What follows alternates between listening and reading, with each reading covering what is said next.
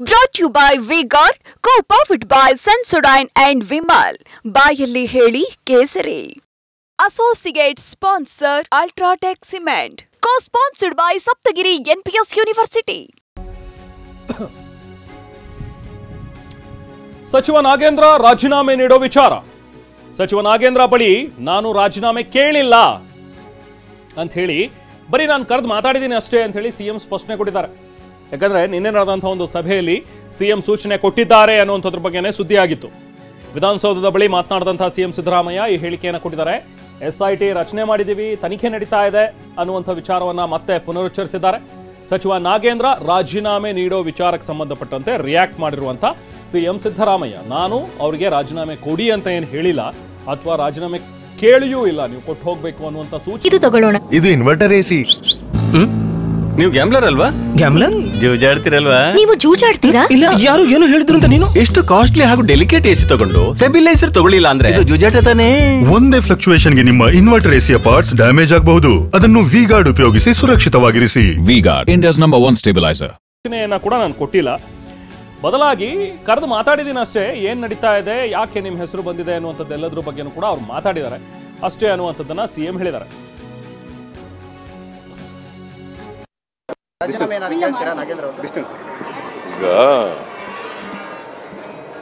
ನಾವು SIT ರಚನೆ ಮಾಡಿದ್ದೀವಿ. SIT ಎನ್ಕ್ವೈರಿ ಮಾಡ್ತಾ ಇದ್ದೀವಿ, ಅದನ್ನು ಫಾಸ್ಟಾಗಿ ಮಾಡಿಸ್ತಾ ಇದ್ದೀವಿ. ಗೊತ್ತಾಯ್ತಾ? ನಾವು ಯೋಚನೆ ಮಾಡ್ತೀವಿ ಸೀನಿಯರ್ ಮಿನಿಸ್ಟರ್ಗಳು. ಈಗ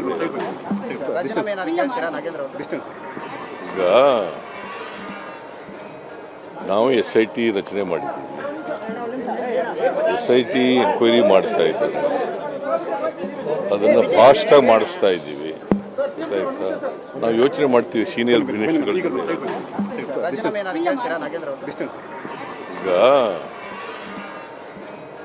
ನಾವು SIT ರಚನೆ ಮಾಡಿದ್ದೀವಿ, SIT ಎನ್ಕ್ವೈರಿ ಮಾಡ್ತಾ ಇದ್ದೀವಿ, ಅದನ್ನು ಫಾಸ್ಟಾಗಿ ಮಾಡಿಸ್ತಾ ಇದ್ದೀವಿ. ಗೊತ್ತಾಯ್ತಾ? ನಾವು ಯೋಚನೆ ಮಾಡ್ತೀವಿ ಸೀನಿಯರ್ ಮಿನಿಸ್ಟರ್ಗಳು. ಈಗ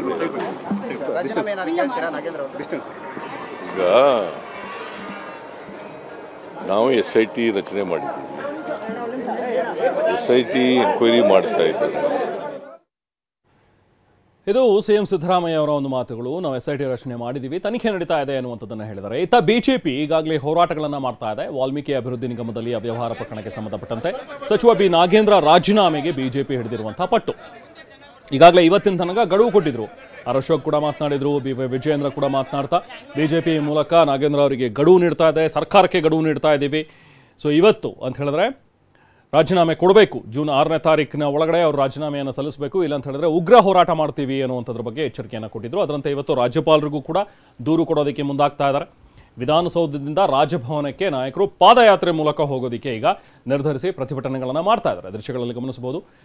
ವಿಪಕ್ಷ ನಾಯಕರಾಗಿರುವಂಥ ಅಶೋಕ್ ಹಾಗೆ ಬಿಜೆಪಿ ರಾಜ್ಯಾಧ್ಯಕ್ಷರಾಗಿರುವಂಥ BY ವಿಜಯೇಂದ್ರ ಇವರ ನೇತೃತ್ವದಲ್ಲಿ ಉಳಿದ ಕೆಲವೊಂದು ಜನ ಶಾಸಕರುಗಳು ಹಾಗೆ ನಾಯಕರುಗಳೆಲ್ಲರೂ ಕೂಡ ಪ್ರತಿಭಟನೆಯನ್ನು ಮಾಡ್ತಾ ಇದ್ದಾರೆ. ಸಿದ್ದರಾಮಯ್ಯನವರು ಕಾಂಗ್ರೆಸ್ ಪಕ್ಷ, ಕಾಂಗ್ರೆಸ್ ಸರ್ಕಾರ ಮುಖ್ಯಮಂತ್ರಿಗಳ ಮೂಗಡಿಯಲ್ಲಿ ಎಷ್ಟು ದೊಡ್ಡ ಬ್ರಹ್ಮಾಂಡ ಭ್ರಷ್ಟಾಚಾರ ನಡೆದಿದೆ, ಇದಕ್ಕೆ ನಾವು ಉತ್ತರವನ್ನು ಕೇಳ್ತಾ ಇದ್ದೇವೆ, ನೀಡಬೇಕಾಗ್ತದೆ. ಇದಿಷ್ಟು ಬಿಜೆಪಿ ರಾಜ್ಯಾಧ್ಯಕ್ಷ ವಿಜೇಂದ್ರ ಮತಗಳು. ವಿಜೇಂದ್ರ ಈಗಷ್ಟೇ ಮಾತನಾಡ್ತಾ ಇದ್ರು. ನಾವು ಪ್ರತಿನಿಧಿ ಕಿರಣ್ ಹನಿಯಡ್ಕ ಅವ್ರ ಜೊತೆಗೆ ಮಾತನಾಡ್ತಾ ಇದ್ದದ್ದನ್ನು ಗಮನಿಸಿದ್ವಿ. ಒಟ್ಟಿನಲ್ಲಿ ಬಿಜೆಪಿ ಇದನ್ನು ತುಂಬ ಸೀರಿಯಸ್ ಆಗಿ ತಗೊಂಡ್ಕೊಂಡಿದೆ. ಯಾವುದೇ ಕಾರಣಕ್ಕೂ ಕೂಡ ನಾವು ಸುಮ್ಮನೆ ಇರೋದಿಲ್ಲ. ನಾಗೇಂದ್ರ ಅವರ ಪಾತ್ರ ಇದೇ ಇದರಲ್ಲಿ. ಚಂದ್ರಶೇಖರ್ ಅವರು ಸ್ವತಃ ಡೆತ್ ನೋಟ್ನಲ್ಲಿ ಮೆನ್ಷನ್ ಮಾಡಿದ್ದಾರೆ. ಸೊ ಹಾಗಾಗಿ ರಾಜೀನಾಮೆ ಕೊಡಬೇಕು ಅನ್ನುವಂಥದ್ದನ್ನು ಆಗ್ರಹಿಸಿದ್ದಾರೆ. ಅಶೋಕ್ ಕೂಡ ಈ ಸಂದರ್ಭದಲ್ಲಿ ಮಾತನಾಡಿದ್ದಾರೆ. ನೋಡೋಣ. ಅಶೋಕ್ ಅವರು ಇವತ್ತು ರಾಜಭವನಕ್ಕೆ ತೆರಳಿ ರಾಜ್ಯಪಾಲನ ಭೇಟಿ ಮಾಡಿದ ಬಳಿಕ ಮತ್ತೆ ಯಾವ ರೀತಿ ಹೋರಾಟ? ಇದಾದ ಮೇಲೆ ನಾವು ನಮ್ಮೆಲ್ಲ ಶಾಸಕರು ವಿಧಾನಸೌಧದ ಮುಂದೆ ಧರಣಿಯನ್ನು ಮಾಡ್ತೀರಿ, ಎಲ್ಲ ಶಾಸಕರು. ಅದಾದ್ಮೇಲೆ ಮುಖ್ಯಮಂತ್ರಿಗಳ ಮನೆ ಮುಂದೆ ಮುತ್ತಿಗೆ ಹಾಕ್ತೀರಿ, ಮುಖ್ಯಮಂತ್ರಿ ಮನೆ ಮುಂದೆ. ಅದು 3ನೇ ಹಂತದಲ್ಲಿ. 4ನೇ ಹಂತದಲ್ಲಿ ಇಡೀ ರಾಜ್ಯಾದ್ಯಂತ ಮೂಲೆ ಮೂಲೆಗಳಲ್ಲೂ ನಮ್ಮ ಕಾರ್ಯಕರ್ತರು ಪ್ರತಿಭಟನೆಯನ್ನ ರಸ್ತೆಗಿಳಿದು ಪ್ರತಿಭಟನೆಗಳನ್ನ ನಾವು ಮಾಡ್ತೀರಿ. 4 ಹಂತದ ಹೋರಾಟವನ್ನ ಮಾಡ್ತಾ ಇದ್ದೀವಿ. ಮುಖ್ಯಮಂತ್ರಿಗಳು ರಾಜೀನಾಮೆಗೆ ನಾಗೇಂದ್ರ ಅವರಿಗೆ ಸೂಚನೆ ಕೊಟ್ಟಿದ್ದಾರೆ ಅನ್ನುವಂತ ಮಾಹಿತಿ ಕೂಡ ಇದೆ.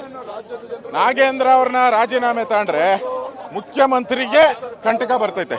ಯಾಕೆಂದ್ರೆ ಎಲ್ಲಾ ದುಡ್ಡು ನಾಗೇಂದ್ರ ಹೋಗಿರೋದು 20% ಅಷ್ಟೇ, 80% ಹೋಗಿರೋದು ಇಡೀ ಸಚಿವ ಸಂಪುಟಕ್ಕೆ.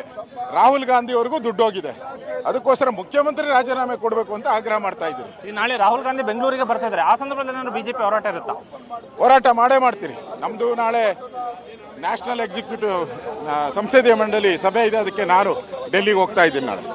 ಈಗ ನಾಗೇಂದ್ರ ರಾಜೀನಾಮೆ ಕೊಡದೇ ಇದ್ರೆ ಹಠ ಹಿಡಿದು ಸಚಿವ ಸ್ಥಾನದಲ್ಲಿ ಮುಂದುವರಿದ್ರೆ ಏನ್ ಮಾಡ್ತೀರಿ? ಬಿಡೋದೇ ಇಲ್ಲ, ಕೊಡೋವರೆಗೂ ಫಸ್ಟ್ ವಿಕೆಟ್ ಬೀಳೋವರೆಗೂ ಬಿಡಲ್ಲ. 1 ವರ್ಷದ ಸಾಧನೆ 180 ಕೋಟಿ ದಲಿತರ ಹಣವನ್ನ ನುಂಗಿರೋದು.